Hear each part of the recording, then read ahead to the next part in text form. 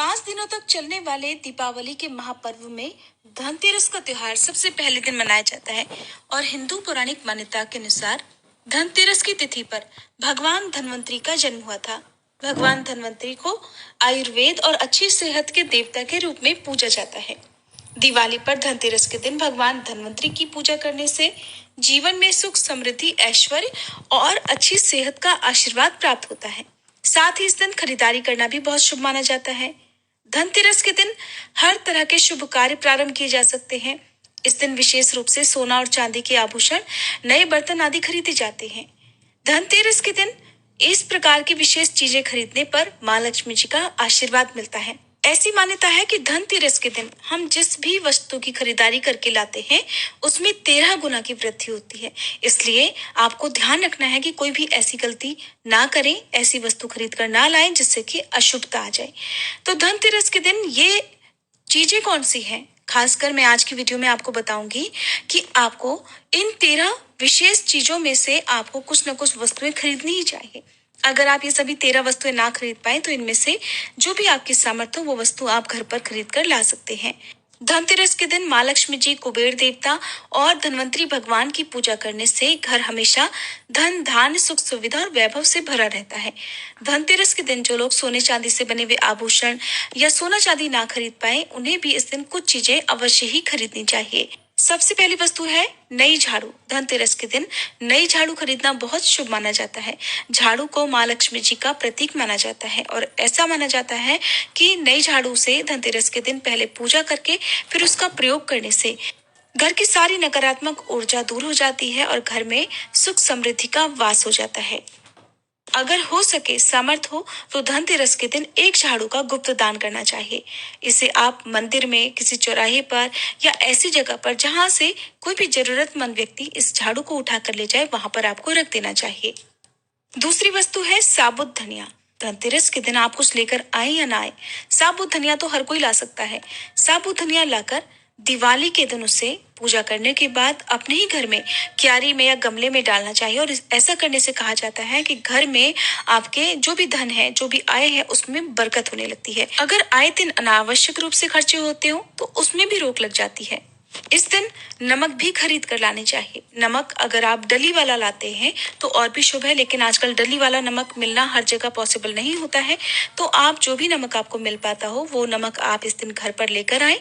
धनतेरस से लेकर दीपावली के अगले दिन गोवर्धन और भाई दूज तक आप इसी नमक का प्रयोग करें और इन 5 दिनों तक लगातार आपको नमक का पोछा भी घर में लगाना चाहिए। ऐसा करने से एक तो दरिद्रता दूर हो जाती है और घर से नकारात्मक ऊर्जा भी दूर हो जाती है। चौथी वस्तु जो आपको घर पर लानी चाहिए वो है गोमती चक्र। कहते हैं कि जिस घर में गोमती चक्र होता है वहां सुख, सौभाग्य और समृद्धि की वृद्धि होती है। गोमती चक्र घर पर रखने से वास्तु दोष भी दूर हो जाता है। और अगर घर परिवार में किसी भी सदस्य में आत्मविश्वास की कमी हो तो धनतेरस के दिन गोमती चक्र लाकर उनके हाथ से पूजा करवाकर फिर बाद में आपको इन गोमती चक्र को अपने मंदिर में या फिर धन रखने के स्थान पर आपको रख देना चाहिए। ऐसा करने से जो भी संबंधित परेशानी है वो दूर हो जाती है। आपको ये सारी वस्तुएं मार्केट में पूजा वाली दुकान में बहुत आसानी से मिल जाएंगी। पांचवी वस्तु है कौड़ियां। कौड़ियां आपको सफेद, भूरी, पीली या चितकबरी मिल जाएंगी, लेकिन आपको जो कौड़ियां लानी है वो या तो सफेद लेकर आए या फिर पीले रंग की कौड़ियां लेकर आए। कहते हैं जिस घर में कौड़ियां होती हैं वहां पर माँ लक्ष्मी जी हमेशा वास करती हैं। कौड़ियां माँ लक्ष्मी जी को आकर्षित करती हैं, इसलिए आज के दिन आप 5, 7, 11 या 13 कौड़ियां लाकर आप चाहे तो धनतेरस की शाम को या फिर दीपावली की रात को इनकी पूजा करके रोली, अक्षत, कुमकुम अर्पित करके फिर एक लाल कपड़े में बांधकर आपको अपने घर में जहां पर भी आप धन रखते हैं वहां रख देना चाहिए। हर साल आप इन्हीं पुरानी कौड़ियों की पूजा कर सकते हैं। हर साल आपको कौड़ियां खरीदने की आवश्यकता नहीं है। यदि आप नई कौड़ियां खरीदना ही चाहते हैं तो पुरानी कौड़ियों को आप जल में प्रवाहित कर दें। छठी वस्तु है श्रीयंत्र। श्रीयंत्र खरीदते समय देख लीजिएगा कि उस पर सभी चिन्ह, सभी जो भी निशान होते हैं वो अच्छे से अंकित होने चाहिए। श्रीयंत्र जिस घर में होता है, नियमित रूप से श्रीयंत्र की पूजा जिस घर में होती है वहां पर भी कभी धन का अभाव नहीं रहता। श्रीयंत्र की उत्पत्ति को लेकर धार्मिक पुराणों में एक उल्लेख मिलता है कि एक बार महालक्ष्मी जी अप्रसन्न होकर पृथ्वी से वैकुंठ लोक चली गई। माता के रुष्ट हो जाने से धरती पर बहुत सारी समस्याएं प्रकट हो गई। ब्राह्मण और महाजन बिना लक्ष्मी जी के निर्धन हो गए। तब ब्राह्मणों में श्रेष्ठ वशिष्ठ मुनि ने निश्चय किया कि मैं लक्ष्मी जी को प्रसन्न कर पृथ्वी पर वापस ले आऊंगा। जब मुनि वशिष्ठ वैकुंठ में जाकर माँ लक्ष्मी जी से मिले तो उन्हें पता चला कि माँ लक्ष्मी जी तो अप्रसन्न है और वे किसी भी स्थिति में पृथ्वी पर आने को तैयार नहीं है। तब वशिष्ठ जी ने वहीं पर बैठकर भगवान विष्णु की आराधना शुरू कर दी। नारायण ने प्रसन्न होकर मुनि वशिष्ठ को अपने दर्शन दिए। वशिष्ठ जी ने श्री हरि विष्णु से कहा कि हम पृथ्वी पर बिना लक्ष्मी जी के बहुत दुखी हैं। हमारे सारे आश्रम उजड़ गए, धरती पर वैभव खत्म होने वाला है।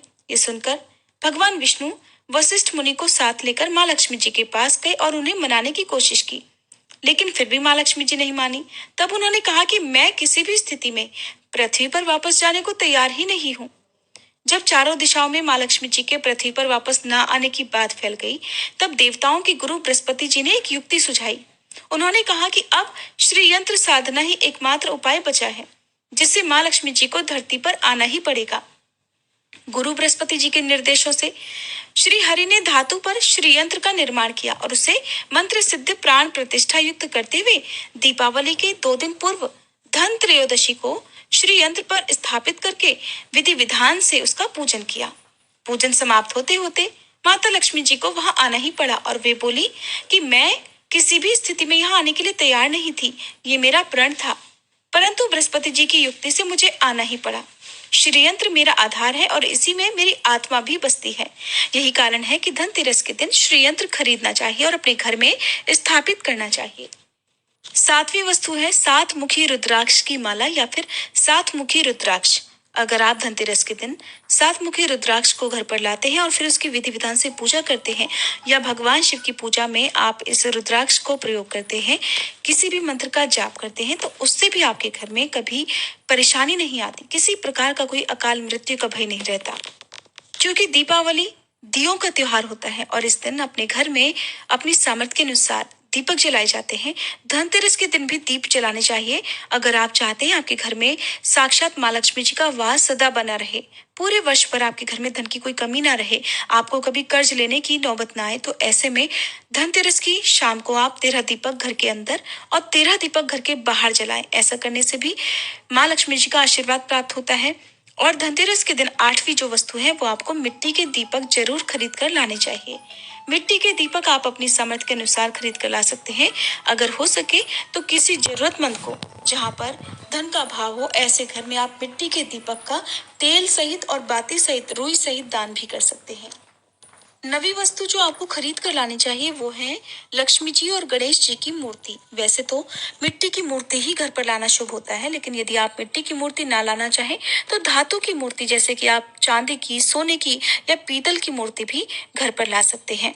अगर आपके पास पहले से ही मूर्तियां हैं तो आप जरूरी नहीं है कि हर दीपावली पर मूर्ति खरीदें। धातु की मूर्ति यदि है तो हर साल आप मूर्ति ना खरीदें, लेकिन मिट्टी की यदि मूर्ति है तो उनका विसर्जन कर आपको धनतेरस के दिन नई मूर्तियां लाकर उनकी पूजा विधि विधान से करनी चाहिए। धनतेरस के दिन खरीदी गई नई मूर्तियों की पूजा आपको दीपावली की शाम को करनी चाहिए। धनतेरस के दिन आप भगवान गणेश और माँ लक्ष्मी जी की जो मूर्ति खरीदे वो खरीदते समय ये ध्यान रखें कि दोनों मूर्ति अलग अलग होनी चाहिए और दोनों ही मूर्ति में भगवान गणेश और लक्ष्मी जी बैठी हुई मुद्रा में हो। खड़ी हुई मुद्रा में लाई गई जो मूर्तियां होती हैं वो उग्र स्वभाव की और चंचल मानी जाती हैं। अगर आप खड़ी मुद्रा वाली मूर्तियां लेकर आते हैं तो ऐसे में धन का भाव आपके घर में लगातार बना रह सकता है।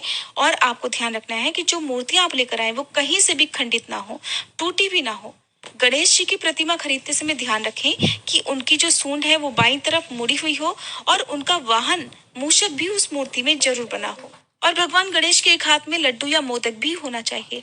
और माँ लक्ष्मी जी की जो मूर्ति है वो कमल के फूल पर विराजित होनी चाहिए और उनके हाथ में सिक्के हो या फिर सिक्के गिरने वाली अवस्था में हो। ऐसी मूर्तियां घर पर लाना बहुत शुभ होता है। बहुत से लोग आज के दिन उल्लू पर विराजमान मूर्ति या फिर तस्वीर घर पर लेकर आते हैं, लेकिन आपको हाथी या फिर कमल के फूल पर विराजमान लक्ष्मी जी की मूर्ति या तस्वीर ही घर पर लानी चाहिए। कभी भी प्लास्टिक ऑफ पेरिस, जिसे पीओपी कहते हैं, या प्लास्टिक की मूर्तियां इस दिन नहीं खरीदनी चाहिए और ना ही पूजा में उनका प्रयोग करना चाहिए। आप केवल मिट्टी की या फिर धातु की मूर्तियां ही लेकर आएं। अष्ट धातु की मूर्ति भी आप ला सकते हैं। धनतेरस के दिन आपको जो 10वीं वस्तु खरीदनी चाहिए वो है कुबेर यंत्र। कुबेर यंत्र जिस घर में होता है वहां पर धन के देवता कुबेर का वास होता है, साथ ही माँ लक्ष्मी जी भी वहां पर वास करती हैं। आपको उत्तर दिशा में ही धन कुबेर यंत्र की स्थापना करनी चाहिए। इस दिशा का सही निर्माण परिवार में समृद्धि और खुशियों को लेकर आता है। साथ ही अगर आपके घर में किसी तरह का कोई वास्तु दोष है तो वो दोष भी दूर हो जाएगा और व्यापार में, आपके कारोबार में खूब बरकत भी होगी। कई बार लोग खूब मेहनत करने के बाद भी उतना धन नहीं कमा पाते जितनी आप मेहनत करते हैं, और मेहनत करने के बाद भी आपके धन की तिजोरी खाली ही रहती है। तो उसे पूरा साल भरा रखने के लिए आपको धनतेरस के दिन और दिवाली के दिन कुबेर यंत्र की विधि विधान से पूजा भी करनी चाहिए। कुबेर देवता के मंत्र ओम यक्ष राजाय विद्महे वैष्णवाय धीमहि तन्नो कुबेराय प्रचोदयात का कम से कम एक माला या 51 बार जाप करना चाहिए। 11वीं वस्तु है सोने चांदी के आभूषण या फिर सिक्का। अपनी सामर्थ्य के अनुसार आपको आज के दिन सोने चांदी के आभूषण या फिर कोई भी चांदी का सिक्का खरीदना चाहिए और उसकी भी पूजा आपको करनी चाहिए। यदि आपकी सामर्थ्य ना हो तो आप सोने चांदी के आभूषण या सिक्के के बजाय मिट्टी के बर्तन या एक चम्मच भी आज के दिन यदि खरीद कर घर लाते हैं तो उससे भी आपके घर में पूरे साल खूब बरकत होती है।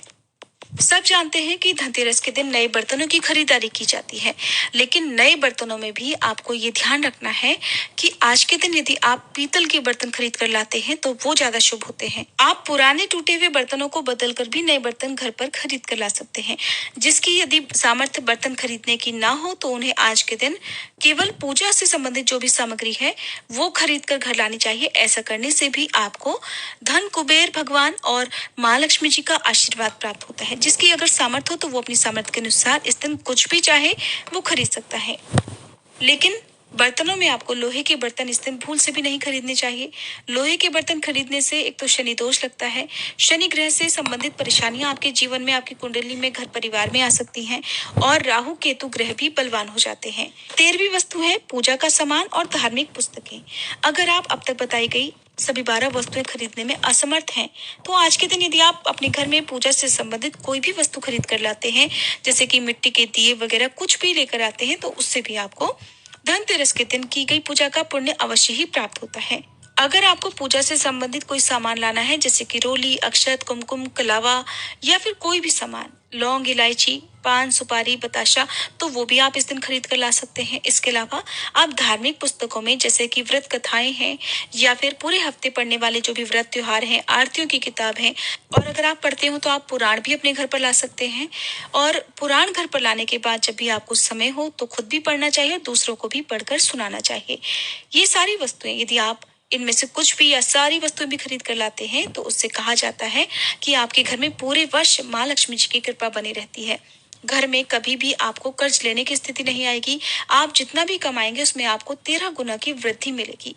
ये जानकारी अगर आपको पसंद आई हो तो वीडियो को लाइक करके हमारे चैनल को सब्सक्राइब जरूर कीजिएगा।